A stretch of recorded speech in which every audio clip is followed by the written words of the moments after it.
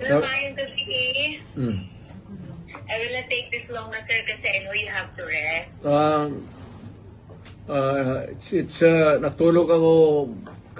Natulog kami buong araw, ma'am. That's nice to hear. Okay, sir. Unang-una, how are you po? Talagang ang daming gusto magtanong, kumusta po si President Duterte? Sa awa ng Diyos, okay ako. Wala ka. Okay, sir. Hindi na po ako magpapaligoy-ligoy pa, sir. Nitong weekend, lalo na kahapon, ang dami hong nagulantang at nagpanik dahil dun sa balita. Ano po ba talaga ang nakarating sa inyo, sir? Meron daw po ba kayo talagang warrant of arrest? Ano po?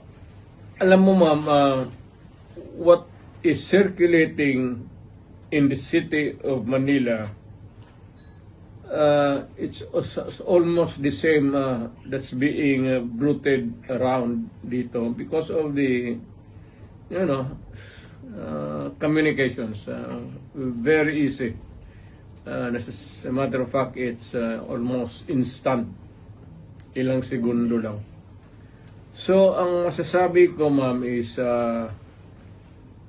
though I do not claim ignorance about the moves before and long before and after a few months of respite, nandiyan na naman yung issue. So, I guess this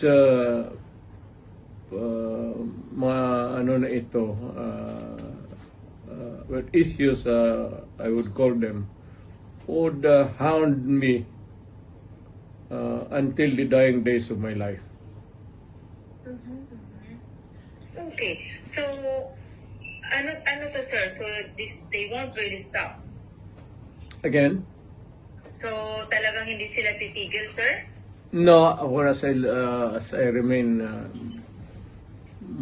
mainly if I remain to be a politician all the year round.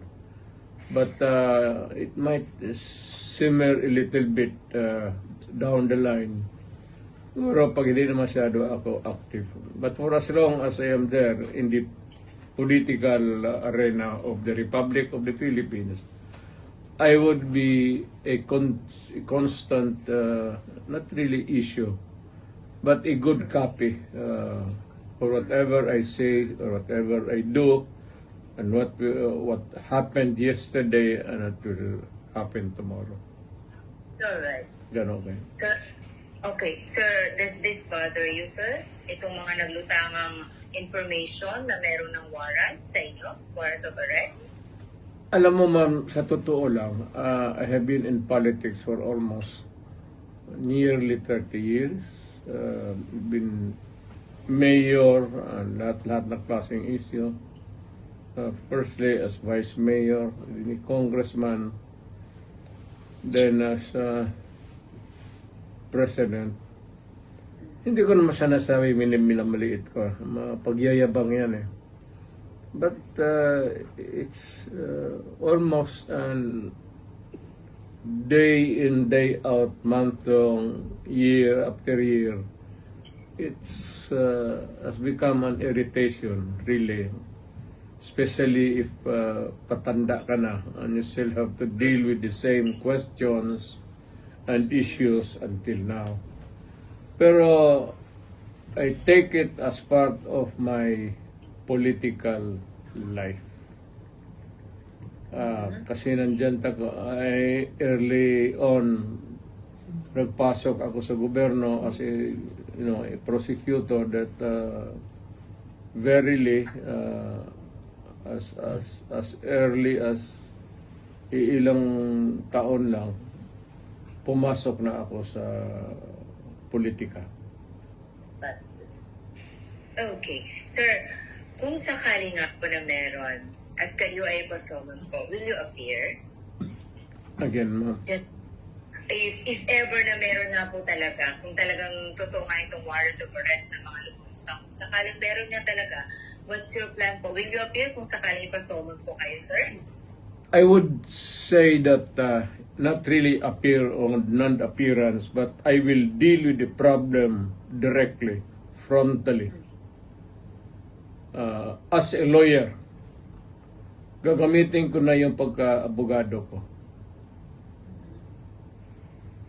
Okay, sir. So, suffice to say that you have been prepared for this po, Mr. President? For the longest time. For the longest time since, as far as I can remember, maaga ako nung ilang years early on, so that would be around siguro, put it lightly, mga first 5 years, first term, second term, nandyan na yan. So, I have learned to deal with the problem directly, frontally, and walang pasikot-sikot. Alright. I have been very frank all these years. Alright. Okay. Sir, aside from this po, sir, meron din pong i-finance sa inyo sa DOJ na inciting to sedition. Unang-una, what's your take on this po, sir, na kayo po ay napailan ng ganito, sir? Is it the sedition ngayon? That's different, sir. Aside from ICC, sir, meron din po, di ba, sir, may pinal din po sa inyo inciting sa DOJ? Inciting to sedition? Wala akong alam yan. Ngayon lang. Alam ko na may plano na idemanda ako, pero specifics, ngayon ko lang nalaman. Yun ang sa ICC, matagal na yun. Whatever course it might turn to, I am ready for it. Kasi dumaan ako sa trabaho ko, ma'am, as an appointed elected official of the Republic. I do not there no excuses to give. I offer no apology. I did what I did because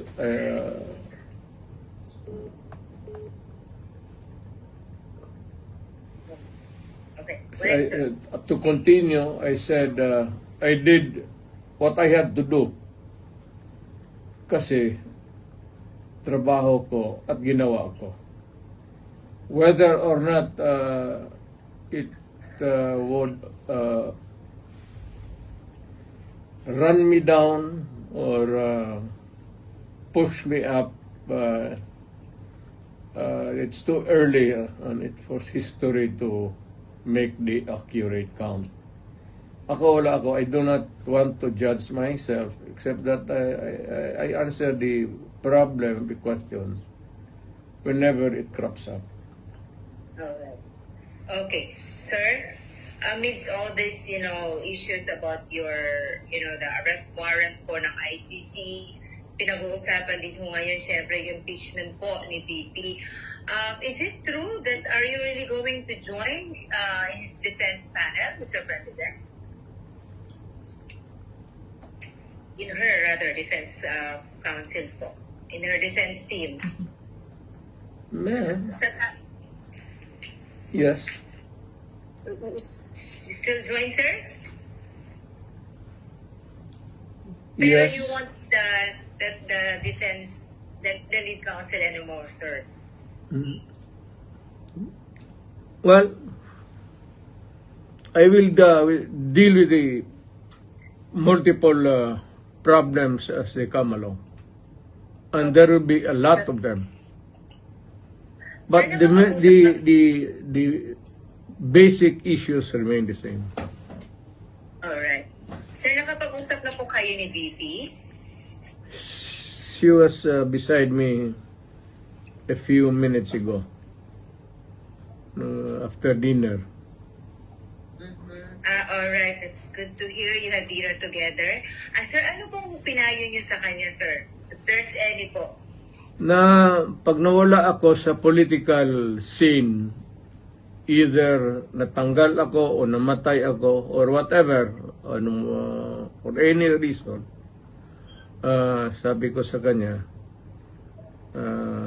hiningi ko na sa Pilipinas na tulungan ka pagdating ng panahon mo. At tumakbo ka ng presidente. At continue. Hindi ko hinarang yan, ma'am. Ngayon na lang. Of late. Because I think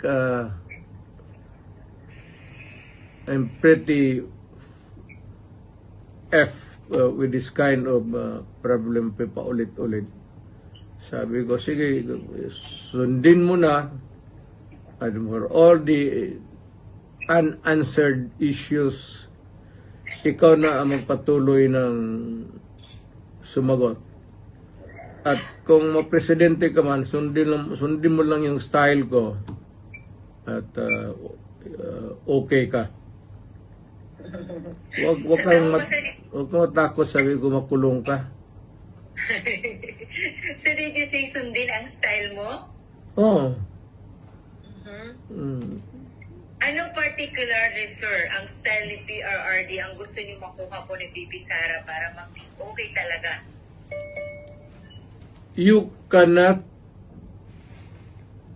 change the Philippines overnight into a trouble-free country. But you can minimize the misery of the people in the hands of the oppressors and the criminals and all.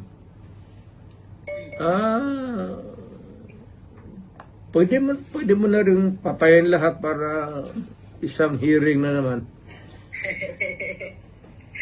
Sir, kaya yung mga ganyang salita mo, sir, kaya ano eh. Ah. Anyway, sir, Tama sir, yan. napag-usapan niyo pa ni Tito yung about sa kanyang impeachment, sir? Hindi naman naniniwala yung babae niya ng payo. At saka, hindi naman interesado yan kung ma-impeach talaga siya o impeachment ay proceeding. The trial itself, you should not worry a bit. I do not know, but makita mo naman yung sa karakter ng babae na yan. It's totally indifferent yung mga problema na yan. I mean, she can always respond. As always, she has been responding to me. Well, I can always transfer to a new life, a new beginning. Ganon yan siya eh. So, pagka ganun ang kausap po ang tao, hindi mo mabigyan ng payo. What for? Hindi naman nakikinig. Okay. Sir, what made you change your heart? Kasi alam namin nung una, lagi niyo pong dinidiscourage si Ma'am Inday na wag talagang tatakbo kasi you've been there. Alam niyo, ayaw niyo siyang mahirapan. What made you change your heart and mind and now you're convincing your daughter to run na po for president? Why the change of heart po? Para yung she truly loves her country. Dapat gawin niyang gawin. At this time, at this point in time, when paalis na ako at patanda na. At maybe soon, so sooner than expected, I will make my exit as a politician. And then how did she respond, or what was her reply po to you, sir? I think si Inday has become a political animal. Kasi lolo niya for the longest time, governor of Davao Province yung isa pa. Parang pumasok na sa subconscious level niya yung politika. Tapos ako, tagal ko sa politika. Okay. Sir, may I just go back po doon sa ICC, ano? Nung pumutok po pala ito kahapon, sinabi po ng Malacanang na nagre-ready po sila for any eventualities. Meron nga po bang dapat